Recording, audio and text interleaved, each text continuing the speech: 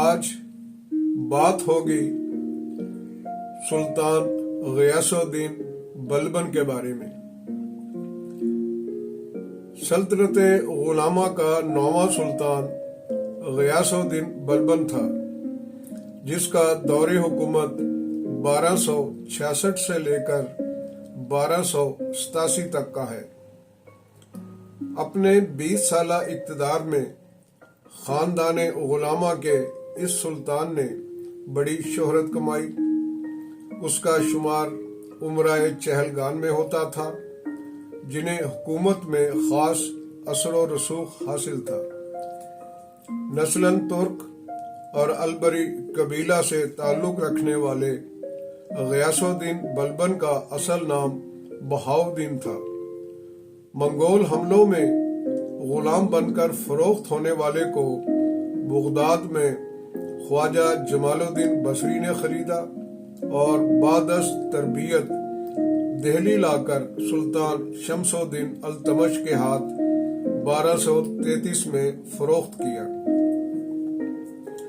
امرائے چہلگان کی شراکت سے سلطان ناصر الدین محمود کو لانے والا بھی وہی تھا اور اس کے دور حکومت میں 20 سال تک سلطنت غلامہ چلانے والا بھی وہی تھا۔ خاندان غلامہ کے 8ویں سلطان ناصر الدین محمود نے 1249 میں اپنی بیٹی کی شادی بھی اسی سے کی۔ سلطان ناصر الدین محمود کو جب زہر دے کر مارا گیا تو غیاث الدین بلبن امرائے چہلگان کی مدد سے خود سلطنت غلامہ کا 9واں سلطان بنا۔ سلطنت غلامہ کے 8ویں سلطان ناصر الدین محمود کی وفات 1266 میں ہوئی۔ اس وقت خاندان غلامہ کے سلطان شمس الدین التمش کے گھرانے کا کوئی فرد زندہ نہ تھا۔ بلبن کی چونکہ التمش کے ساتھ قرابت داری تھی اور وہ اس وقت بادشاہ گر امرائے چہلگانی میں بلند درجہ بھی رکھتا تھا، لہذا فروری 1266 کو بلبن تخت نشین ہوا اور کوئی اس کی مخالفت میں سامنے نہ آیا۔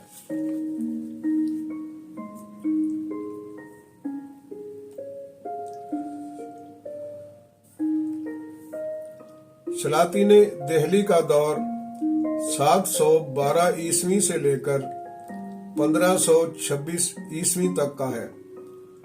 خاندان غلامہ یعنی سلیو ڈائنیسٹی یا سلطنت غلامہ کا دور 1206 عیسوی سے لے کر 1290 عیسوی تک کا ہے۔ اس کے 9ویں سلطان غیاث الدین بلبن کا دور حکومت 1266 سے لے کر 1287 تک کا ہے، یعنی 20 برس۔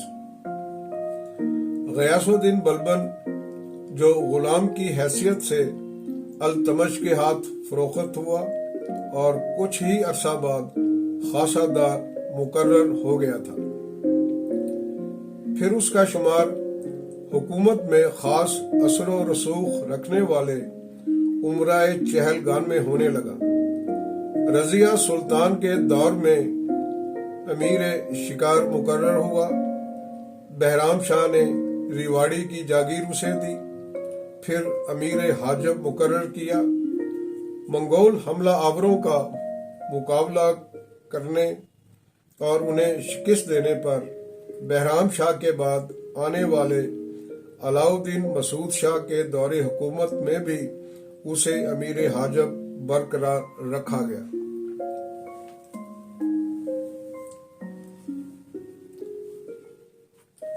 دہلی کی خراب صورتحال کو دیکھتے ہوئے بلبن نے دوسرے امرائے چہلگان کو ساتھ ملا کر علاؤالدین مسعود کی حکومت ختم کی اور ناصر الدین محمود کو تخت پر بٹھایا۔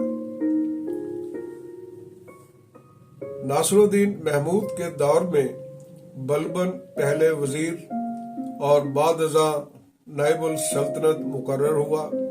کم و بیش 20 برس تک اس عہدے پر فائز رہا۔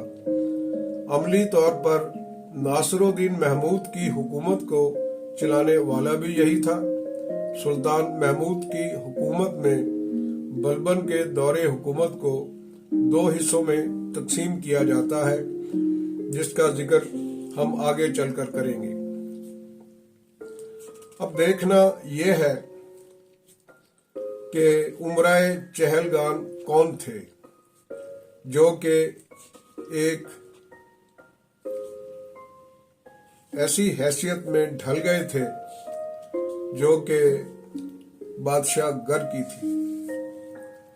اصل میں امرائے چہلگان ہی جسے چاہتے تخت نشین کروا دیتے اور جسے چاہتے راستے سے ہٹا دیتے۔ یہ امرائے چہلگان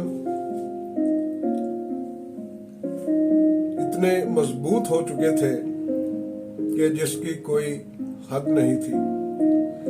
بلبن سے پہلے اور بلبن کے عہد میں بھی امرائے چہلگانی بڑے متحرک تھے، بادشاہ گر تھے۔ بلبن کا شمار بھی انہی میں سے تھا۔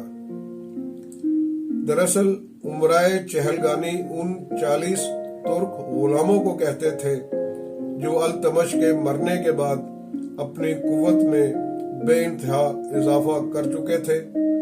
ان کی قوت توڑنے کے لیے بلبن نے سخت اقدامات کیے اور انہیں اپنا وفادار بننے پر مجبور کیا، لیکن ایسا ہو نہ سکا۔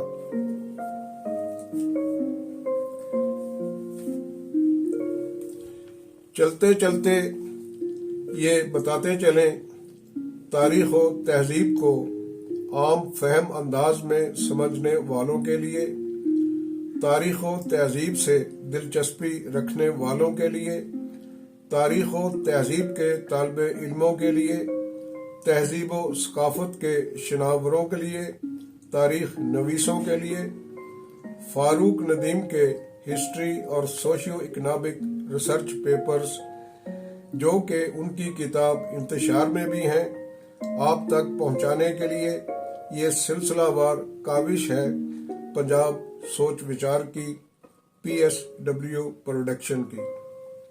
اسٹے ود اس، ملتے ہیں اگلی قسط میں اور ہم جانیں گے بر صغیر پاک و ہند کی تاریخ کے اگلے ادوار میں۔